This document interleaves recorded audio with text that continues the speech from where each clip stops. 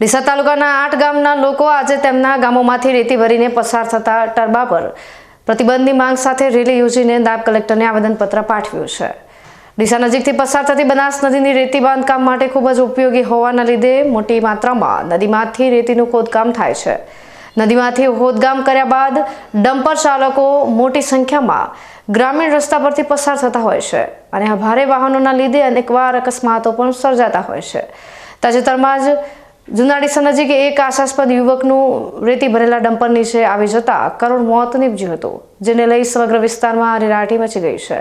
આ ડમ્પરોને ગ્રામીણ વિસ્તારમાં પસાર ના થવા દેવાની માંગ છેલ્લા ઘણા સમયથી ઉઠી રહી છે, પરંતુ તેમ છતાં હજુ સુધી કોઈ જ કાર્યવાહી કરવામાં આવી નથી, જેને પગલે આજે જૂના ડીસાથી સદરપુર જતા માર્ગ પર આવેલા 8 ગામના લોકો એકત્રિત થઈને આ ડમ્પરોને અહીંથી પસાર થવા પર પ્રતિબંધની માંગ સાથે રેલી યોજી હતી। આ રેલી ડીસાની નાયબ કલેક્ટર કચેરી પહોંચી હતી અને ત્યારબાદ ડમ્પરો પર પ્રતિબંધની માંગ સાથેનું નાયબ કલેક્ટરને આવેદનપત્ર પાઠવ્યું હતું। સ્થાનિક ગ્રામજનો દ્વારા માંગ કરવામાં આવી રહી છે કે રોયલ્ટીના લીધે સરકારને મોટી આવક થતી હોય છે, ત્યારે સરકારની આવકને નુકસાન ન થાય તે હેતુસર આ રેતી ભરેલા ડમ્પરોને નદીમાંથી સીધા હાઈવે સુધી માર્ગ તૈયાર કરી આપવામાં આવે, જેથી આ વાહનો રેતી લઈને બારોબાર પસાર થાય, જેથી લોકો પણ સુરક્ષિત રહે અને સરકારની આવકને પણ નુકસાન ન થાય। આજે પ્રાંત કચેરી ડીસા અમારું આખું ગામ જૂના ડીસા, વાસણા, સદરપુર, નવા ગોળિયા, જૂના ગોળિયા, સંતોષ ગોળિયા, દસાનાવાસ, લુણપુર અને સદરપુરની જે આહવાન તમારી સામે જે બેઠું છે, માત્ર ને માત્ર એક ઉદ્દેશ લઈને આવ્યો છે કે જે જૂના ડીસાથી સદરપુર જે રેતીના ડમ્પરો ચાલે છે એ ડમ્પરોના ઘણા અમારા ગામના યુવાનોના મૃત્યુ થયા છે અને હાલ તાજેતરમાં 18/8/2025ના રોજ એક મારા જે મોટા ભાઈનું મૃત્યુ થયું છે અને ગામના એક ભાઈનું મૃત્યુ થયું છે। એના શોક સંદેશ સાથે ત્યાં અમારી એક જ માંગ લઈને અમે આવ્યા છીએ કે કલેક્ટર સાહેબને અમે અરજી કરવા આવ્યા છીએ કે આ રોડ ઉપર ડમ્પરો બંધ કરો અને અમને શાંતિથી જીવવા દો, કારણ કે અમારો દીકરો ઘરથી બહાર નીકળે છે ત્યારે સાહેબ અમને સંકોચ રહે છે કે મારો દીકરો જીવતો આવશે કે એની લાશ આવશે, અને સાહેબ મારા ઘરે તો આવી ગઈ, મને જે પીડા છે આ ગામની પીડા છે, તમે દેખી શકો છો। તો સાહેબ અમારી એક જ માંગ છે કે જૂના ડીસાથી સદરપુર જે ડમ્પરો જે ચાલે છે બંધ કરો, અને બીજું અમે રોયલ્ટી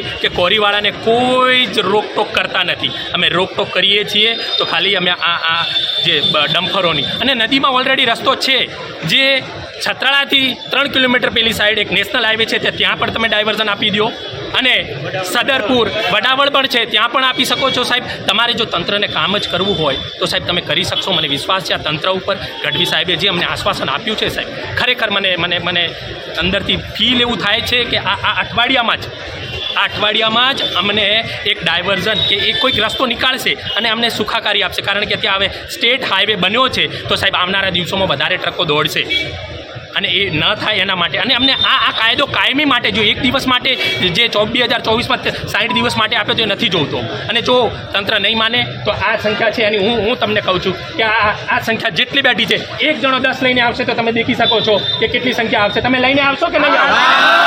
આહવાન દેખી લો સાહેબ, અમે હાલ મૌન રેલી સાથે આવ્યા છીએ, અમે કાયદાનું પાલન કરનારા છીએ। બસ અમારી એક જ માંગ છે કે આ ડમ્પરો ન ચાલે અને કોઈના ઘરનો દીવો ન ઓલવાય એવી આજીજી છે। જૂના ડીસાથી ચાબડિયા રોડ પર આજે ડમ્પરો ચાલી રહ્યા છે, રેતીના ડમ્પરો, એના માટે વારંવાર અકસ્માત થાય છે, અને એક અમારા ગામનો 18 તારીખના રોજ એક ભાઈ પરેશભાઈનું મૃત્યુ થયું છે, અને બીજો જે ભાઈ ભણતો હતો એના બી હાથ કપાઈ ગયો છે, જે અમદાવાદ સારવાર અર્થે છે।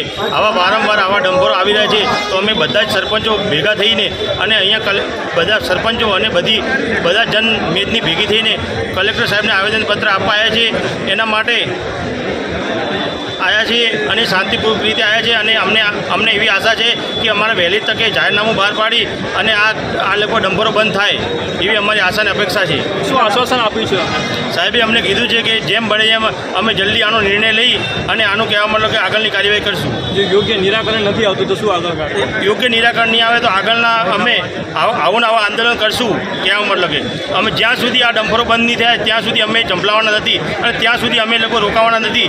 અમારા ડમ્પરો બંધ કરીને જ પછી અમે લોકો રોકાવાના છીએ।